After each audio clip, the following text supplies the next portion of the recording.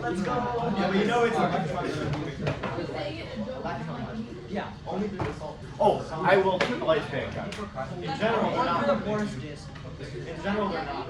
Yeah. But if you put them directly in one beam, Too much light? everything will be released the same. No energy. I don't know. I'm kind of half and half about the lights being off. I know it's easier to see. I don't know. It's so dark. I know. So I'm torn. 164 for 3, that's good. If it's gloomy with the lights off, then I'll keep them on. I don't want you getting grouchy on me. Okay, so this is where we ended yesterday. For today, my hope is to have you know and be prepared to sketch cells. If you're given the description of a cell, you should be able to sketch it and determine what its cell potential is and write a balanced equation for it. There's a lot of things about describing a cell. Before we get there though, just a couple of quick things about the reduction potential table. And this is what we finished with yesterday. Remember, this is what you just have to wrap your brain around.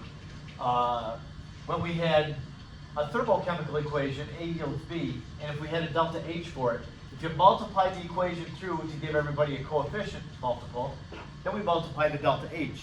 You don't do that though for the reduction or oxidation potentials. If you have to multiply an oxidation or a reduction or oxidation half reaction, you don't change its potential. So we'll have to get used to that because that will happen sometimes. We'll have to multiply through, but the potential doesn't change. So the big lesson for today is, how do we describe electrochemical cells? There's a number of things, components that we have to include. A cell, you'll always have to have the balanced equation for the reaction that's happening in a cell. One compartment, you're going to have two compartments. One is called the anode, the other one's the cathode. I always remember them, and I don't know, maybe you would pick this up. Anode has the oxidation happening at it. Those both start with vowels. And the cathode has reduction happening at that. Those both start with consonants. That's how I remember which one is the anode, which one is the cathode. I'll always draw my electrochemical cells with the anode on the left because that's where the electrons are coming from. The electrons then will always transfer, in my drawings, from left to right. You do it however you want, but I like to be systematic and do the same thing every time, so I'm not having to stop and think about, oh, well, what do I have here, what do I have here? I always know I'm going to put the anode on the left, where whatever's oxidizing, put that on the left, and then the electrons are flowing to the right every time. In fact, I get so used to that, if you want to make me curse you, I don't really curse you, but people that on their quiz do it the other direction, have the electrons going from right to left, you know, I always think, oh, they're just doing this to get on my nerves. Which it really makes me smile. I don't care, I don't get mad. Yeah, because you'll always see me putting them from left to right. Okay, so anyway, we do have to use the standard cell, the reduction potential table to find the cell potential. We always, when we sketch a cell, we have to label what direction the electrons are flowing. Even if I'm doing it the same way every time, I'll always have to show the electrons going from the anode to the cathode. And then we always have to identify both of those. Now, you noticed yesterday I showed you a picture of, or not picture, I demonstrated a galvanic cell where I had two beakers and a piece of metal going into each of them, and there's a salt bridge between the two. You always will have a bar of metal going into your two solutions in a galvanic cell. That bar of metal is called the electrode. We don't, I know we have wires. I have my wire still here. I don't know what I did with my wire. But like I have a voltmeter here. You don't stick the actual wire from the voltmeter into the solution, ever. That'll cause the wire to get rusty, and rusty wires are a bummer. And even if they're not iron to get rusty, but if they're copper, copper will oxidize as well. So yeah, we try not to ever put our actual wiring into solutions, but instead we have an electrode, a bar of metal that we'll put in that actually makes contact with the solution. All right, now what electrode will we use for the compartments? If your half reaction contains a metal, like for instance, something like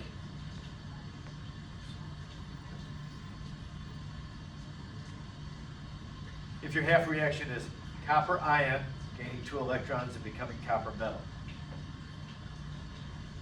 then in that compartment, this is a reduction, so we would have this in the cathode. We would have copper, metallic copper, as our electrode. You take a bar of copper metal, and that's going to be sticking into a solution that has copper ions in it. So yeah, if your half reaction contains a metal, the metal will be the electrode. Now, if the half reaction does not contain a metal, for instance, if you have the permanganate ion, MnO4, it reduces to the Mn+2 ion.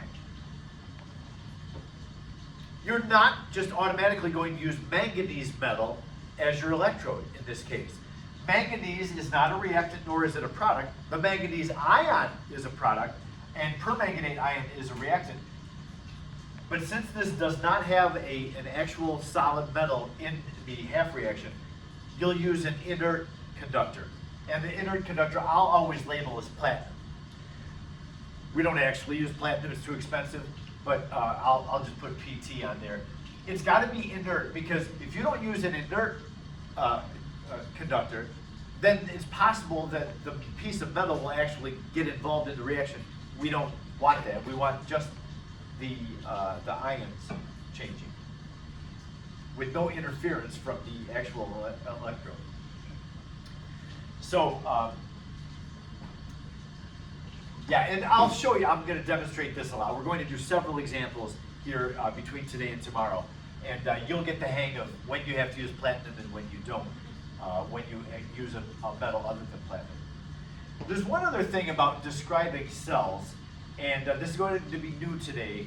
You're not going to like this. I'm not sure that I like this very much, but for a long time, scientists in the world of electrochemistry have been using a different notation to describe what is in a cell, and it's called line notation. It replaces a chemical equation for the happening inside of a galvanic cell. So if you have this reaction, this is a redox reaction in which copper is reducing and zinc is oxidizing. You can describe the cell that's produced by this reaction with something called line notation.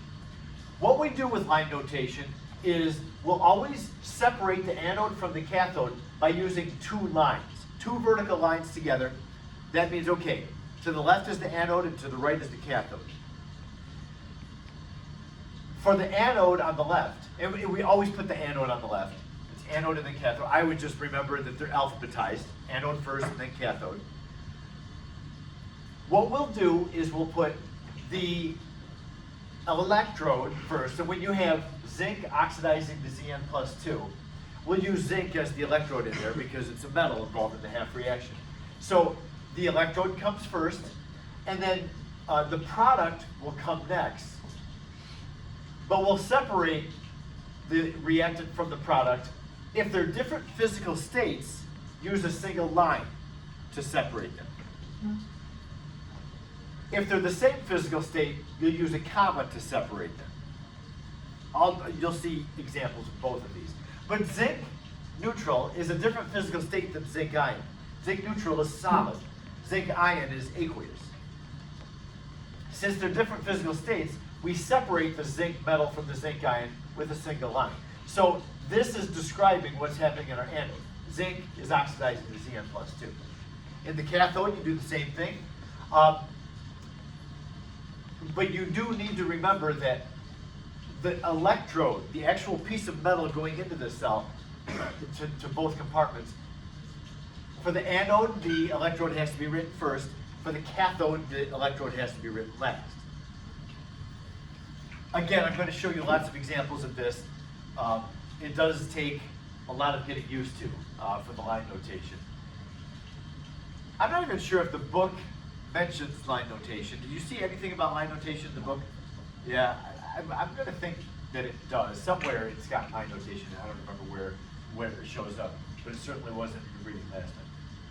Okay, so yeah, just another slide about line notation. I think these are all things I just said.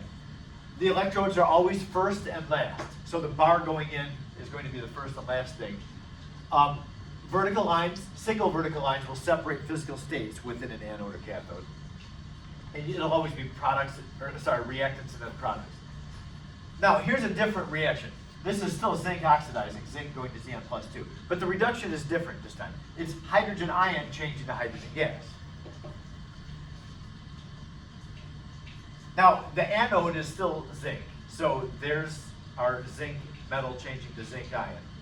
And then we have a separation, anode on the left, cathode on the right. On the right side, we have hydrogen ions reducing to hydrogen gas. I tend to think, this is my personal preference, my tendency is to say that the aqueous phase is pretty much the same as the gas phase. Both those are dispersed states of matter. In the aqueous phase, the hydrogen ions are far apart from one another. In the gas phase, hydrogen molecules are far apart from each other. So I consider both those to be the same physical state. So that means that I'm going to say the reactant is hydrogen ion, the product is hydrogen gas. I separate those just with a comma because really they're the same physical state to me. And then since neither one of these is a metal, I'll have to use some other inert conductor in there as the electrode, and I choose platinum. So this one has an electrode of platinum, and therefore that comes last.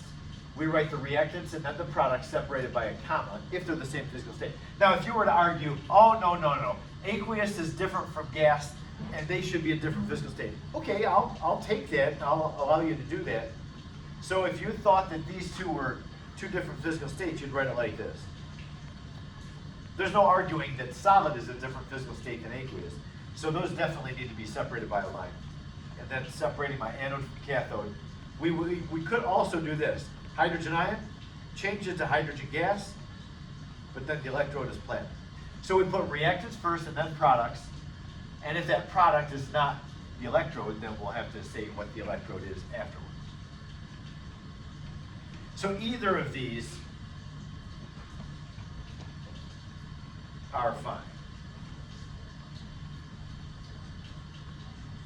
Now I know line notation is it's a weird thing. So I'll demonstrate lots of line notation so you can see some consistency in it. Yes. Oh, there's no balancing needed for line notation. Just say what the reactant products are. When we're writing these, do we read these left or right? Yes. So it goes from zinc to zinc plus to Yes. hydrogen to hydrogen. And then Yes. we just leave the, Yeah, reactants first and then products for both sides. we leave the inert secondary. Yes. The electrodes are on the outside. Yeah, first and last. Yes, yes. Because, as I had mentioned up here, if your half reaction contains a metal, you'll use that metal as your electrode. That'll be the bar of metal that goes into the solution. But if your half reaction does not have a metal in it, when you have hydrogen ions making hydrogen gas, neither one of those is a metal. So if you don't have a metal present, then you'll use platinum for the piece of metal that you put into it. Why platinum? Because it doesn't conduct. I'm sorry, it conducts, but it doesn't react. It's an inert, it's not reactive. That's why platinum is a wonderful metal for jewelry because it's almost perfectly non-reactive. You won't ever have to worry about, oh, boy, I can't have platinum against my skin because I'm irritated by platinum. Platinum doesn't react with anything. Doesn't bother anything. Gold generally is like this. Some people are allergic to gold. Not very many, because gold is generally unreactive too, but there's some things that will cause gold to react. Silver is more reactive than those other two, so you have to have silver cleaned all the time because it tarnishes. It kind of rusts in its own way. Yeah. Graphite also works the same. Yeah, graphite works too, and I'll be actually using graphite, not platinum, because graphite is just a small fraction of the cost of platinum. Poor man's platinum is graphite. That's my choice. Yep. All right, so yeah, we'll be seeing the more of the line notation. I'm not just going to show you this and leave you hanging with it. We'll do lots of examples of it. So let's go now to our first example today. And let's see, I have just two of these examples where I'm going to ask you to sketch a cell. And that's what we have here. This is one of the questions in the exercise, number 36. Sketch the galvanic cell based on the following reaction. Here's the reaction down here. So we're going to draw a cell. I will tell you that on the quiz in chapter 18, one of the 4 questions for sure will be sketch a cell. You will do one of these. I'm not making any hints here. I'm telling you, you will have to sketch a cell.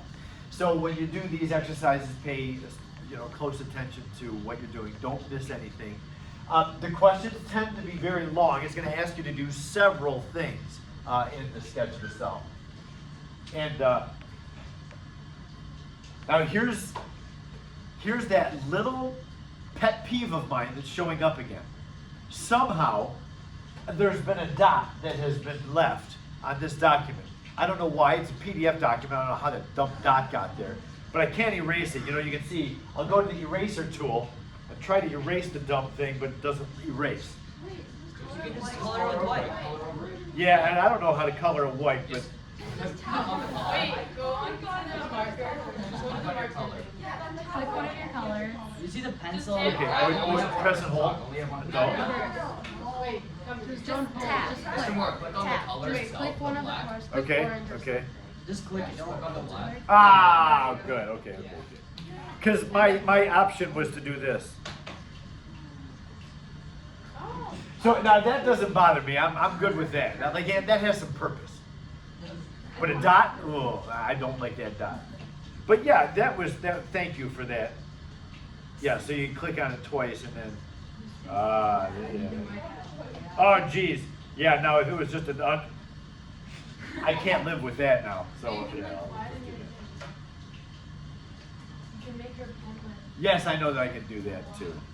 But yeah, choosing the color palette, that's nice. That's good. Okay. Anyway, this is what we do every time you're asked to sketch a cell. Now, you know me by this time of the year. You're fully aware I'm terrible at drawing stuff. I'm not ever judging people on how well they draw. But we do need to show 2 beakers pretty close to one another. And there will be a solution in each. Doesn't matter how deep you put the water. There has to be a salt bridge in between the 2. And there has to be electrodes of metal that's sitting in both of those. Those 2 metals are connected by a wire. This is the beginning of every cell, electrochemical cell sketch that we'll do. So let's take a look at what we're asked to do. Show the direction. So this is our reaction. We have zinc reacting with silver ions to make zinc ions and metal silver. The zinc, as you see, is oxidizing. That's going to be our anode. Oxidation happens in the anode. And the silver will be reducing. By the way, is this a balanced equation? No, it is not. All the coefficients are 1s, which almost makes it balanced, but the charges are not balanced. Therefore, it is not a balanced equation. That's why it says give the overall balanced equation on here. That is not a balanced equation. I mean, it might be. It might show up as a balanced equation. You just rewrite it saying that it's a balanced equation. But in this case, it's not done. Okay, so anyway, that's what's going on here. Show the direction of electron flow. So if we know what's oxidizing and what's reducing, we can go ahead and start writing these things in. The anode, according to all of my sketches, is going to be on the left with the cathode on the right. That means that always my electron flow is going to be from left to right, every single cell that I draw. Now, if you want to draw 10 arrows, right, go for it. Go right ahead. 1 arrow suffices. Do it however you want it, yeah. Do you care if we do like a salt bridge comparison with like the porous disc there in between. No, you can do it however you want. If you want to do it like the book does, it's fine.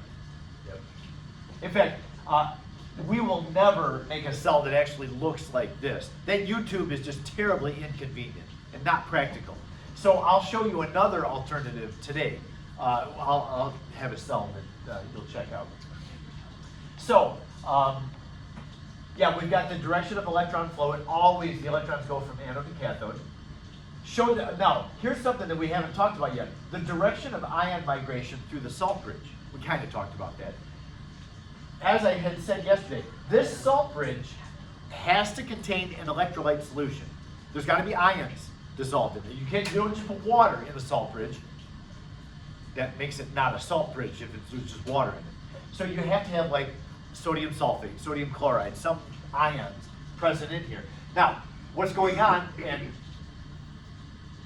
we need to remember, the whole function of the salt bridge is to keep both compartments, the left and the right, neutral. Because as the electrons start moving out of the anode, we're building up positive charge over here because it's losing negative charge. So always, on the anode side, as the electrons leave, negative charge is coming in from the anode. Not from the anode, from the salt bridge, in. I just put like a stack of negative ions here from the salt bridge into the anode. And over here on the right, as electrons come in, it's going to build up negative charge, so it draws positive ions from the salt bridge. That's what I'm talking about with ion migration through the salt bridge. As the electrons are flowing, ions are moving through the bridge. Okay? And it says identify the cathode and anode, that's done. And give the line notation. So once again, we have to give the line notation. Now, the two examples I have for you today are very simple line notations. But then we'll see tomorrow, they're not always that simple. And again, repetition is going to be helpful to us. So the oxidation, oh, and I haven't labeled these things yet. Anytime you draw a cell, you've got to identify what the bars of metal are, the electrodes, and what's in the solutions. So on the left, the anode is the zinc oxidizing. That means that the bar of metal has to be zinc, and zinc ions need to be in the solution. You need to show the reactants and products in that compartment. Same thing over here. The reactant is actually the silver ion. See that? Silver ion. So dissolved in here is our reactant, and then the bar, our first choice would be Ag silver. Okay, so now we have our reaction labeled, and we can do the line notation for it as well. On the left side, where the anode is, we have zinc changing to Zn plus 2. On the right side, we have silver ions changing into, there, Ag positive, making Ag. There's our line notation.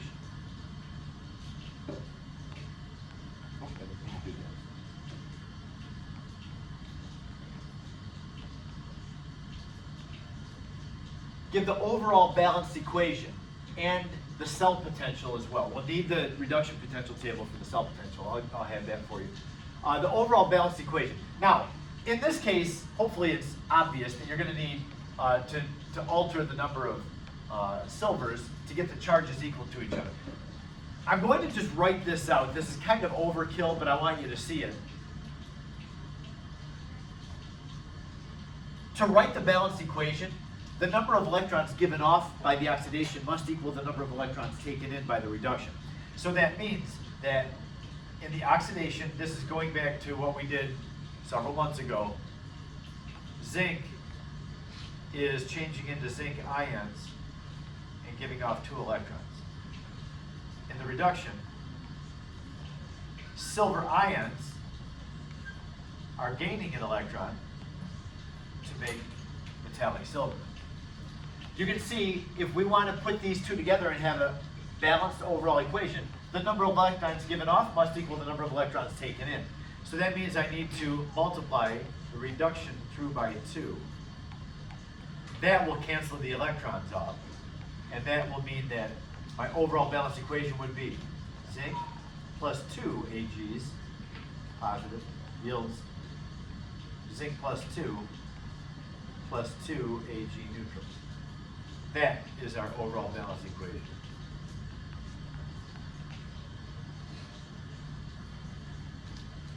Now, do you have to show this work? No. I mean, if you can look at this and say, oh, charges aren't balanced, I need 2 silvers, that's fine. But sometimes it may not be obvious what you have to do, so this is the way you would break it down. Good news on this, we can always use good news in this class. These half reactions, you don't have to write out and balance them. They are given to you on the reduction potential table. All the half reactions are full and complete. All you have to do is copy them down. That's very handy for us, and you're going to like that when it comes time. When we don't have such simple examples, you'll like the fact that you already have the half reaction stuff for you. All you have to do is get the electrons the same. That's the only thing that we have to do to combine. Okay, what else did it ask? Let's see if it was, oh, one more thing. The cell potential, we haven't done that yet. Give the cell potential. So we have zinc oxidizing and silver reducing. I'm going to toggle between these two a couple of times. This is the reduction potential table. So let's find the reduction first. The reduction in our reaction that we're working with is silver ions reducing to neutral silver. Where is that reduction on here? Don't be deceived. Be careful with this. This reaction up here is not the one that we're using in the problem. This is silver 2 going down to silver 1. That's not what's happening in the problem. In the example we're working with, silver positive 1 is going to neutral. You see it? Yes, down here. You just have to look for it. There's no way of finding things other than just hunting. So the silver reduction has a voltage of 0.80. So I'll go back here, and gosh, I'm running out of room. I'll just do it farther down.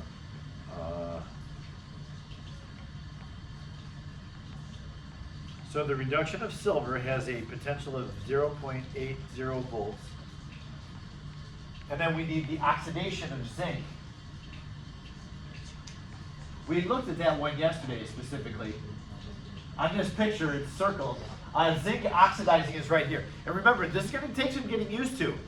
We have neutral zinc oxidizing, so you need to find neutral zinc in the products of these, because when you're looking for an oxidation, you know that all these need to turn around. So whatever is oxidizing is going to be a product up here, and we see the zinc oxidizing to Zn plus 2. When you turn it around, it would be zinc making zinc plus 2.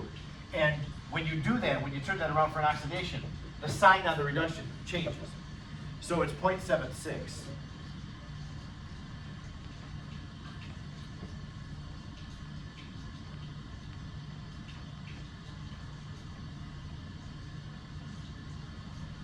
So the cell potential is the sum of the reduction potential and the oxidation potential.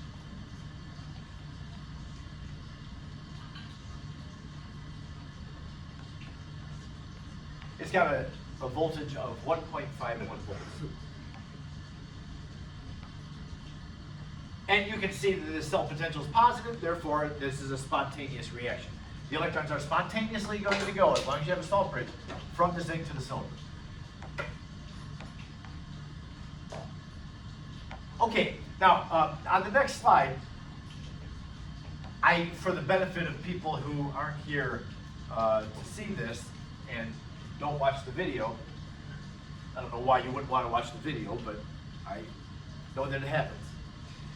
This is the correct setup, and this is almost the whole answer. I didn't give the cell potential on here, but the drawing, you know, a nicer copy of the drawing is here. Anode and cathode are labeled. The direction of electron flow is up there. Balanced equation, the line notation. I think everything except for the cell potential is given up here. I have some zinc and some silver to show you how we would actually construct this cell and measure the voltage of it. I'll turn my recording here so it can be seen. I don't know if you're going to be able to see that on the computer or not. I have a voltmeter. Not all the voltmeters are going to look like this. They have a black and a red wire coming out of them. And remember, U-tubes, even though we draw them in, that's not what we tend to use. I have some salt water here. This is just plain old salt water. And then I also have a porous cup. Now the porous cup works the same way as the porous disc, according to the Zundal's picture. The porous cup allows ions to travel through the wall of the cup. So if I put the porous cup right into the salt water, like that, right now I have a porous cup that has nothing in it on the inside of the salt water. I'm going to put some silver nitrate. So there's my silver. Now, just like I don't have any platinum or gold, I don't have silver either. But since the silver ion is what's reducing, I'm just going to use a piece of graphite, an inert conductor, where the cathode, I do have to have a bar of zinc. So my zinc bar is this. My silver bar is not silver, it's just going to be a piece of graphite. But it doesn't really need to be silver. My silver ions are there in solution. And as the electrons come over here from the zinc, they'll go through the graphite, and the silver will migrate, the silver ions will migrate over and grab onto them and become neutral silver. So over time, this piece of graphite will get coated with silver. So if let's see. Okay, the output for this is that screen right there. Can you see the voltage on it? It should say 0.00, yes? Or something close to that? Is it jumping around? Yeah, it's at like 0.01, 0.000. Okay.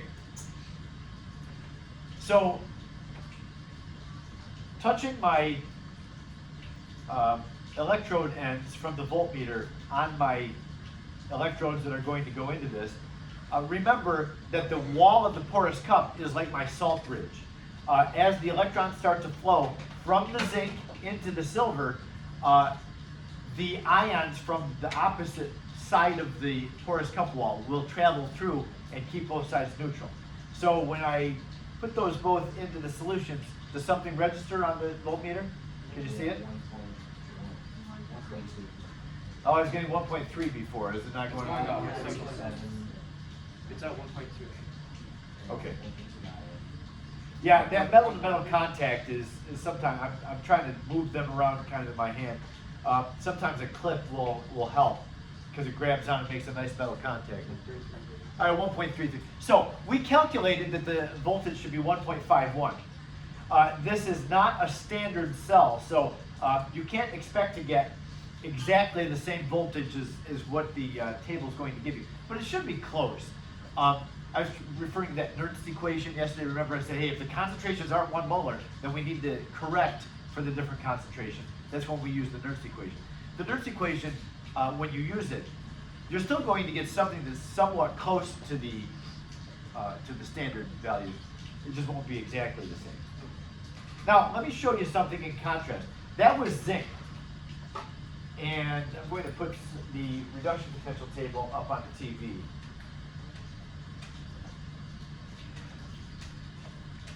Zinc oxidizes with an oxidation potential of 0.76. I also brought with me an iron nail. The iron nail will also work. Rather than zinc releasing electrons, I'm going to this time have iron releasing electrons. Now you will find iron right here. Iron oxidizing to Fe+2. There's also Fe to Fe+3. I think it actually oxidizes to Fe+2. So notice that if I change the zinc to iron, iron's going to have a smaller oxidation potential. Iron is not as good at oxidizing as zinc is. Iron's oxidation potential is 0.44, zinc is 0.76. So zinc is more positive, it's got a higher oxidation potential.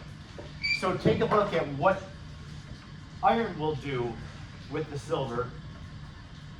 Here's my iron nail.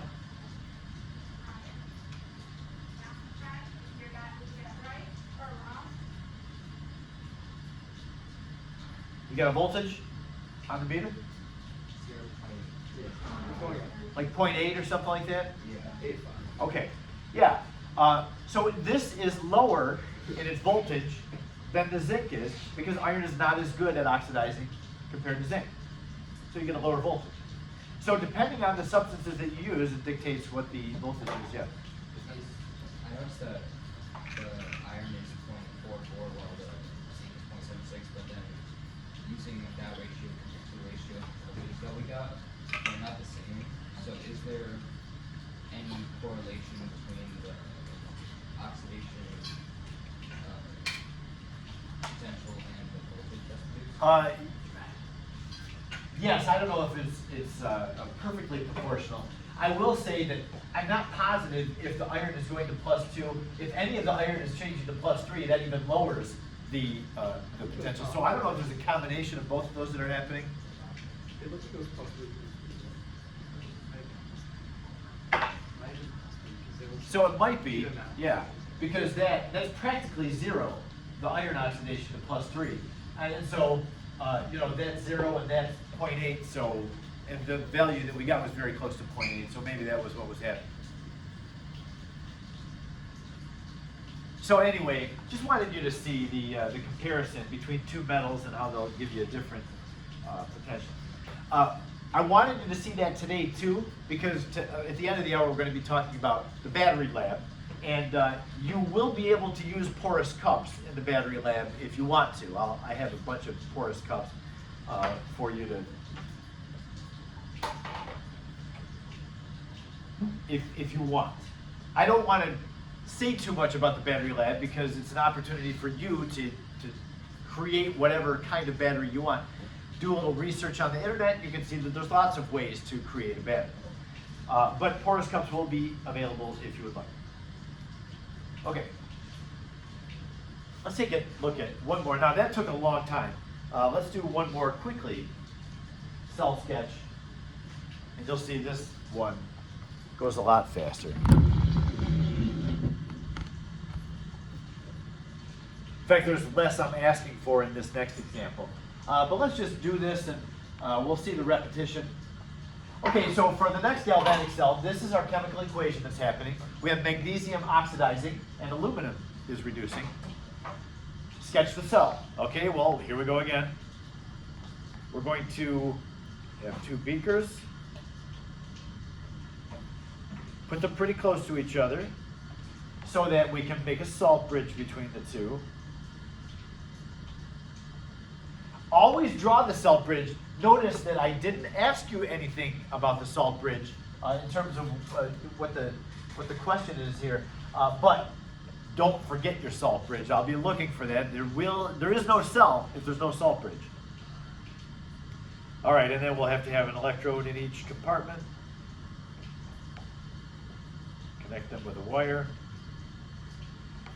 And right off the bat, I will label my anode and cathode because I know right where they're going.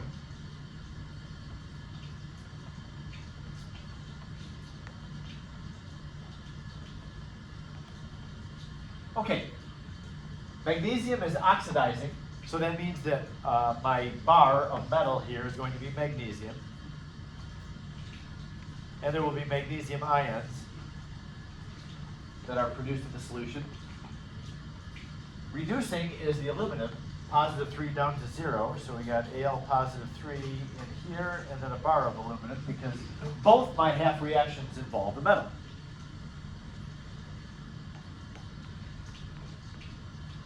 Okay, so sketch the cell, there it is.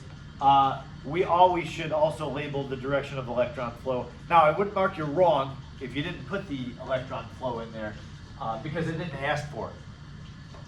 You do need the salt bridge though. You don't have to write anything about the salt bridge because it doesn't ask you to, but it's got to be there. Identify the anode and cathode, that's done. Determine the cell potential. Okay, we'll have to go to the table for that and then give the line notation. We can go ahead and give the line notation. The oxidation is the magnesium, so that means that we're going to have magnesium oxidizing to Mg+2.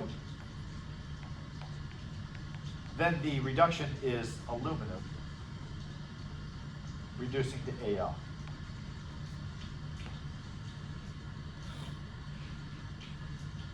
There's our line notation. Two very simple line notations to start with. I get it. But they're not always that simple. So number 4 is taken out. Number 3 is our last thing. Determine the cell potential. Am I going too fast or are we good? But this is not bad, is it? Okay, so we'll go here. We're looking for first the reduction of aluminum. I always look for the reduction first because it's a reduction table. So aluminum is going to be down here, right there. Aluminum positive 3 reducing to Al. The reduction potential of aluminum, not too great. It's negative 1.66, and it is the reduction for us. So I'll take us back here. So the reduction is negative 1.66 volts. Then we'll look up the oxidation. Then it's magnesium that's oxidizing. We need to find neutral magnesium in the products of these. It turns out it's real close to the aluminum. Well, aluminum is right there, magnesium is just down here. Turn this half reaction around, and that's our oxidation half reaction. Magnesium oxidizing to Mg plus 2. Therefore, the oxidation potential of magnesium is positive 2.37.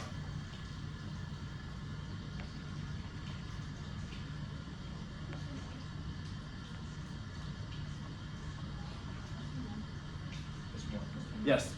Sorry. Oh, here.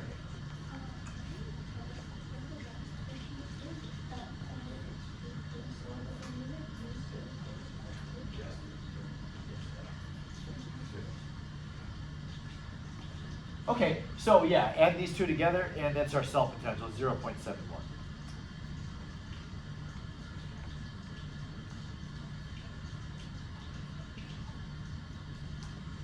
So the higher the cell potential, the harder the electrons are getting pushed, and possibly the more work that can be done. Yeah.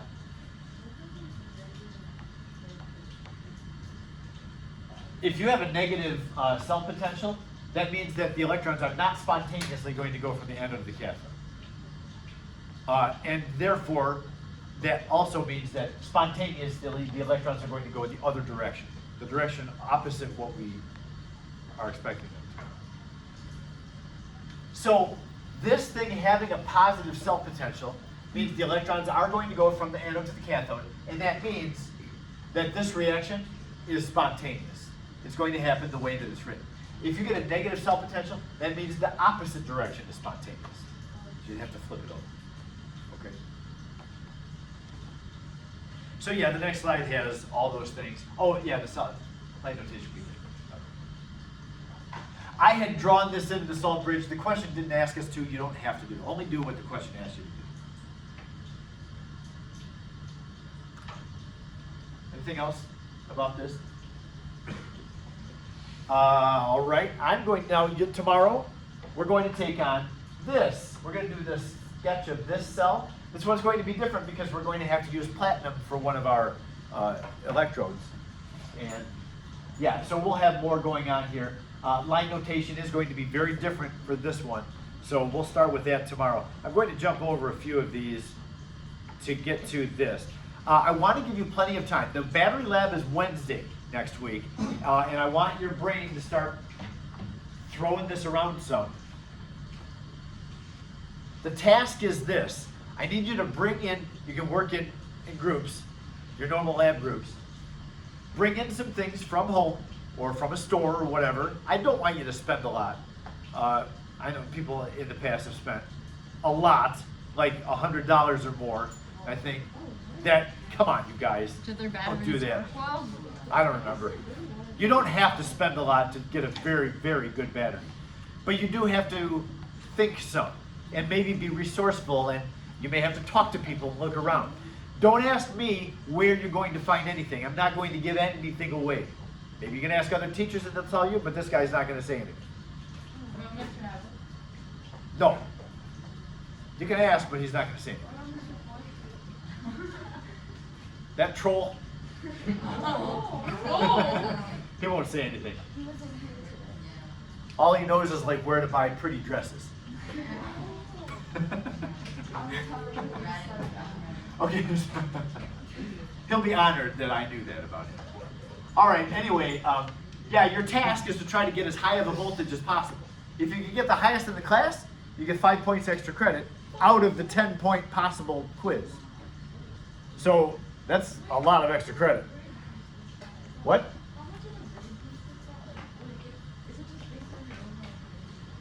It goes into the lab category, but yeah, 150% on one of your labs may make a bit of a splash in your grade. But Arcada?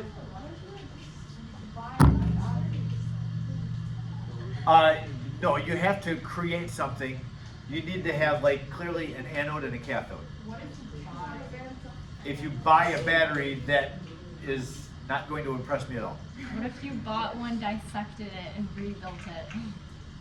You would never know. Yeah, oh, I'll never know that. I do expect you to have some labeling on your anode and cathode so I know what it is. And when you see it, when I get to the banned substances part, that matters. So I do expect you to, maybe I'm control now. Yeah, there's a set of banned substances. I'm not sure about how many cells you can use. Like that battery that I had just set up with the zinc and the silver ions, that's a 1-cell battery. You can connect cells together and increase your voltage.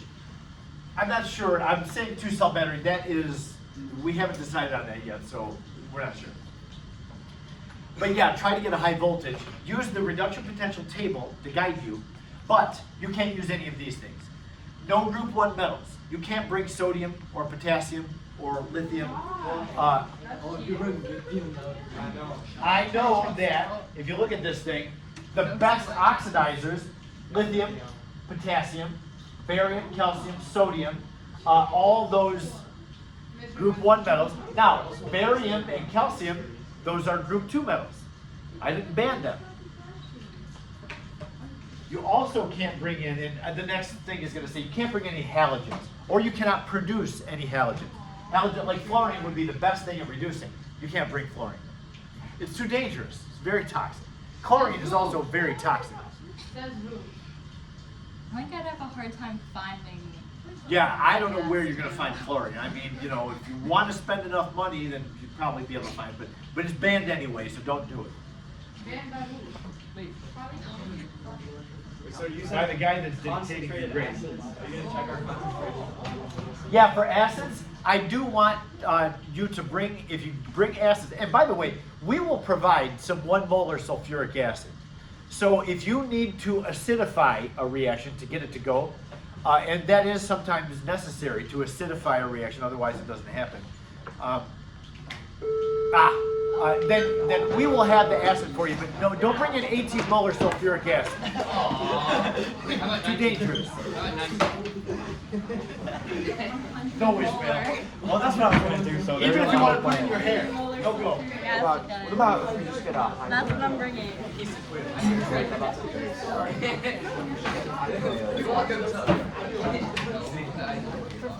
What if we do like 11%? You said no less than 10%? Thank you, yeah. What about like 11%? Oh, because it doesn't happen without hydrogen. Like I just said, some reactions need to be acidified. How do you know which one? It'll be in here. Okay, so we're calcium and silver. Permanganate reducing it to be hydrogen. So when you balance it out, you'll be able to Yes, see. yeah, you'll see it. And if it's in the reaction, you have to put it in the sketch. Give me a second, Bo.